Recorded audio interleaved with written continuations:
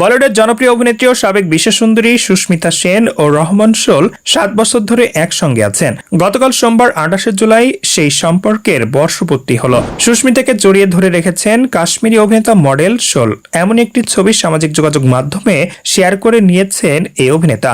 সেই সঙ্গে তিনি লিখেছেন, কিছু গল্প নাম ছয় বেড়ে ওঠে, কিন্তু সেই গল্পের অর্থ কখনো বদলে যায় না। দীর্ঘদিন সম্পর্কে থাকার পর বিচ্ছেদের পথে হেঁটেছিলেন সুস্মিতা সেন ও রহমান শোল, কিন্তু বিচ্ছেদের পরও বন্ধুত্বের ইতি টানেননি তারা। সবসময় সুস্মিতা ছায়াসঙ্গী হয়ে থাকেন রহমান। তবে এখন নাকি তারা শুধুই বন্ধু। সেই বন্ধুত্বের বর্ষপূর্তিতে সুস্মিতার জন্য মনের কথা উজাড় করে দিলেন এই অভিনেতা।